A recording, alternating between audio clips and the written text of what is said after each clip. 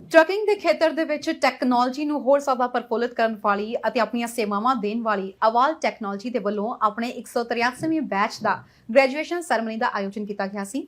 ਇਸ ਮੌਕੇ ਤੇ ਜਿਹੜੇ ਵੀ ਵਿਦਿਆਰਥੀ ਪਾਸ ਹੋਏ ਸਨ ਉਹਨਾਂ ਨੂੰ ਸਰਟੀਫਿਕੇਟ ਦਿੱਤੇ ਗਏ। ਇਹੀ ਨਹੀਂ ਕਿ ਉਹਨਾਂ ਨੂੰ ਸਿਰਫ ਸਰਟੀਫਿਕੇਟ ਵੰਡੇ ਗਏ, ਇੱਕ ਪੂਰਾ ਪਾਰਟੀ ਵਾਲਾ ਮਾਹੌਲ ਸਿਰਜਿਆ ਗਿਆ ਜਿਸ ਵਿੱਚ ਉਹਨਾਂ ਨੂੰ ਲੰਚ ਵੀ ਕਰਵਾਇਆ ਗਿਆ। ਇਸ ਮੌਕੇ ਤੇ ਜਦੋਂ ਵਿਦਿਆਰਥੀਆਂ ਨੂੰ ਸਰਟੀਫਿਕੇਟ ਦਿੱਤੇ ਗਏ, ਇਸ ਤੋਂ ਪਹਿਲਾਂ ਉਹਨਾਂ ਦੇ ਨਾਲ ਗੱਲਾਂ ਬਾਤਾਂ ਕੀਤੀਆਂ ਗਈਆਂ ਅਤੇ ਆਪਣੇ ਭਵਿੱਖ ਨੂੰ ਲੈ ਕੇ ਜਾਂ ਕੋਰਸ ਨੂੰ ਲੈ ਕੇ ਉਹਨਾਂ ਦੇ ਮਨ ਦੇ ਵਿੱਚ ਜੋ ਵੀ ਸ਼ੰਕਾਵਾਂ ਸਨ, ਜੋ ਵੀ ਚਿੰਤਾਵਾਂ ਸਨ, ਉਹਨਾਂ ਦੇ ਨਾਲ ਗੱਲਬਾਤ ਕਰਕੇ ਉਹਨਾਂ ਨੂੰ ਦੂਰ ਵੀ ਕੀਤਾ ਗਿਆ।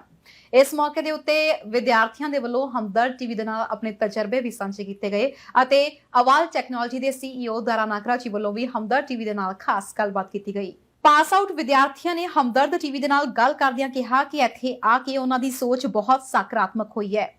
ਉਹਨਾਂ ਨੇ ਕਿਹਾ ਹੈ ਕਿ ਸਿੱਖਣ ਦੀ ਕੋਈ ਉਮਰ ਨਹੀਂ ਹੁੰਦੀ। ਦਾਰਾ ਨਾਗਰਾ ਜੀ ਵੱਲੋਂ ਜਿਸ ਤਰੀਕੇ ਨਾਲ ਉਹਨਾਂ ਨੂੰ ਇਸ ਕੋਰਸ ਦੇ ਬਾਰੇ ਵਿੱਚ ਜਾਣਕਾਰੀ ਦਿੱਤੀ ਗਈ ਅਤੇ ਪੂਰਾ ਕੋਰਸ ਪੜਾਇਆ ਗਿਆ, ਉਸ ਨੂੰ ਪੂਰਾ ਕਰਕੇ ਉਹ ਆਸਵੰਦ ਨੇ ਕਿ ਭਵਿੱਖ ਵਿੱਚ ਉਹਨਾਂ ਨੂੰ ਹੋਰ ਵੀ ਵਧੀਆ ਮੌਕੇ ਮਿਲਣਗੇ। ਸੋ ਇਸ ਵਕਤ ਸਾਡੇ ਨਾਲ ਸਰਬਜੋਤ ਜੀ ਨੇ। ਸੋ ਮੈਂ ਕਾਫੀ ਮੇਲਸ ਇੰਟਰਵਿਊ ਕਰਕੇ ਹਟੀ ਹਾਂ। ਮੈਂ ਬਹੁਤ ਚਾਹੁੰਦੀ ਸੀ ਕਿ ਤੁਹਾਡੇ ਨਾਲ ਗੱਲਬਾਤ ਕਰਾਂ। ਸੋ ਅਵਾਲ ਟੈਕਨੋਲੋਜੀਜ਼ ਦੇ ਬਾਰੇ ਚ ਕਿਵੇਂ ਤੁਹਾਨੂੰ ਜਾਣਕਾਰੀ ਮਿਲੀ?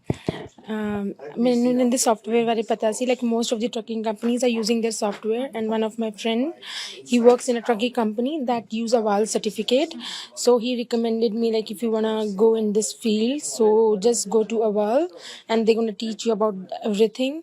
ਤਾਂ ਫਿਰ ਮੈਂ Avaal ਕੋਲ ਆਈ। ਸੋ ਇਸ ਫੀਲਡ ਨੂੰ ਹੀ ਤੁਸੀਂ ਕਿਉਂ ਚੁਣਿਆ? Because from my background, मेरे background भी trucking ਦਾ ਹੀ ਹੈ। My father, like ਮੇਰੇ father, ਮੇਰੇ ਚਾਚੂ, they like ਉਹਨਾਂ ਸਭ like we have a trucking background, so I wanted to go in this only।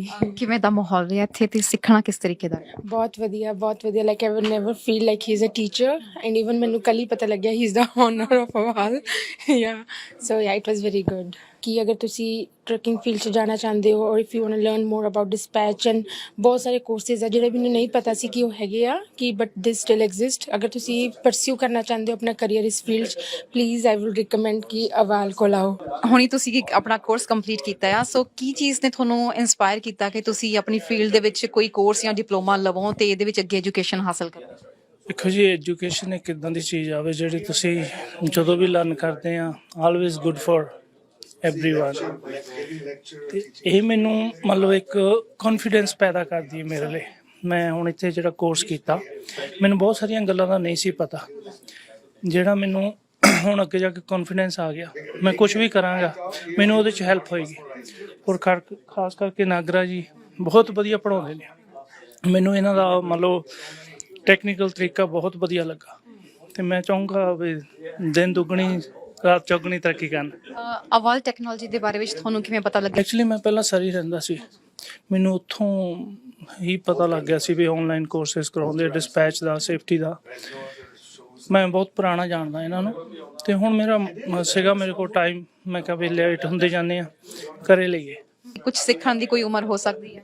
ਮੇਰੇ ਸਾਹਮਣੇ ਕੋਈ ਉਮਰ ਨਹੀਂ, ਸਾਰੀ ਉਮਰ ਸਿੱਖ ਸਟੂਡੈਂਟ, ਇਹਦੀ ਕੋਈ ਉਮਰ ਨਹੀਂ ਹੈ। ਸਾਰੀ ਉਮਰ ਹੀ ਸਿੱਖਦਾ ਰਹਿੰਦਾ। ਔਰ ਸਾਡੇ ਵਿੱਚ ਜਜ਼ਬਾ ਵੀ ਹੋਣਾ ਚਾਹੀਦਾ ਸਿੱਖਣ ਦਾ ਕਿ ਜਿੱਥੋਂ ਵੀ ਕੁਝ ਮਿਲਦਾ ਸਾਨੂੰ ਲੈਂਦੇ ਰਹਿਣਾ ਚਾਹੀਦਾ ਔਰ ਪੋਜ਼ਿਟਿਵ ਥਿੰਕਿੰਗ ਰੱਖਣੀ ਚਾਹੀਦੀ। ਜੇ ਪੋਜ਼ਿਟਿਵ ਥਿੰਕਿੰਗ ਰੱਖਦੇ ਆ ਹਮੇਸ਼ਾ ਹੀ ਤੁਸੀਂ ਕੁਝ ਲਰਨ ਚੰਗਾ ਹੀ ਕਰੋਗੇ। ਉੱਥੇ ਹੀ ਅਵਾਲ ਟੈਕਨੋਲੋਜੀ ਦੇ CEO ਦਾਰਾ ਨਾਗਰਾ ਦੇ ਵੱਲੋਂ ਹਮਦਰਦ ਟੀਵੀ ਦੇ ਨਾਲ ਖਾਸ ਗੱਲਬਾਤ ਕਰਦਿਆਂ ਆਪਣੇ ਤਜਰਬੇ ਸਾਂਝੇ ਕੀਤੇ ਗਏ। ਦੱਸ ਦਈਏ ਕਿ ਅਵਾਲ ਟੈਕਨੋਲੋਜੀ ਦੇ ਨਾਰਥ ਅਮਰੀਕਾ ਦੇ ਨਾਲ ਭਾਰਤ ਵਿੱਚ ਵੀ ਦਫ਼ਤਰ ਹਨ। 1993 ਵਿੱਚ ਕੈਨੇਡਾ ਪੁੱਜੇ ਦਾਰਾ ਨਾਗਰਾ ਨੇ ਜੌਬ ਤੋਂ ਲੈ ਕੇ ਅਵਾਲ ਟੈਕਨੋਲੋਜੀ ਦੇ ਸਫ਼ਰ ਨੂੰ ਬਿਆਨ ਕਰਦਿਆਂ ਨਵੇਂ ਆਏ ਪ੍ਰਵਾਸੀਆਂ ਨੂੰ ਕਿਹਾ ਕਿ ਉਹ ਪਿੱਛੇ ਮੁੜ ਕੇ ਦੇਖਣ ਦੀ ਬਜਾਏ ਆਪਣੇ ਭਵਿੱਖ ਨੂੰ ਸੰਵਾਰਨ ਤੇ ਜ਼ੋਰ ਦੇਣ। ਨਾਲ ਹੀ ਉਹਨਾਂ ਨੇ ਅਵਾਲ ਟੈਕਨੋਲੋਜੀ ਦੇ ਵੱਲੋਂ ਮੁਹੱਈਆ ਕਰਵਾਈਆਂ ਜਾਂਦੀਆਂ ਸੇਵਾਵਾਂ ਦੇ ਬਾਰੇ ਵਿੱਚ ਵੀ ਜਾਣਕਾਰੀ ਦਿੱਤੀ। ਤਰਨ ਜੀ, ਸਾਡਾ ਮੇਨ ਜਿਹੜਾ ਕੋਰਸ ਸ਼ੁਰੂ ਤੋਂ ਕੀਤਾ ਸੀ ਇਹਦਾ ਹੈਗਾ ਨਾ ਅਵਾਲ ਟਰੱਕਿੰਗ ਡਿਸਪੈਚ ਸਪੈਸ਼ਲਿਸਟ। ਇਹਦੇ ਵਿੱਚ ਤਾਂ ਸਾਰਾ ਬਿਜ਼ਨਸ ਮੈਨੇਜਮੈਂਟ ਸਿਖਾਉਂਦੇ ਆ ਕਿ ਟਰੱਕਿੰਗ ਨੂੰ ਐਜ਼ ਅ ਬਿਜ਼ਨਸ ਕਰਨਾ। ਉਹਦੇ ਨਾਲ ਨਾਲ ਤੁਸੀਂ ਫਿਰ ਆਪਰੇਸ਼ਨ ਨੂੰ ਇਨਹੈਂਸ ਕਰਨਾ ਆ। ਸਾਡੇ ਕੋਲ ਸੇਫਟੀ ਕੰਪਲਾਇੰਸ ਦੇ ਕੋਰਸ ਆ ਕਿ ਸੇਫਟੀ ਕੰਪਲਾਇੰਸ ਨੂੰ ਕਿਉਂਕਿ ਬਹੁਤ ਰੈਗੂਲੇਟਡ ਇੰਡਸਟਰੀ ਆ। It was really amazing. On the first place, I was really hesitating whether, considering my age, whether I'll be able to get that reflex or not.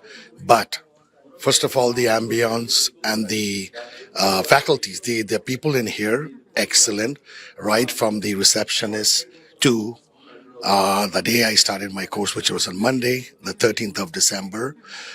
Mr. Dara Nagra I beg your pardon if I pronounce bad, is Mr. Nagra, who did an excellent job. And it was in a short span of time, okay, it's he explained in such a way that we at least know like what we are doing, what we will be doing, and where we can take our future. So this is an amazing course, and I would say new immigrants, people those who are having a work permit, even people those who are peer, who had a vision to start a trucking school or into being in the trucking and logistic industry, please, please, please join Avaal. It's an amazing army course, and they have all other courses that will hook you up with your business.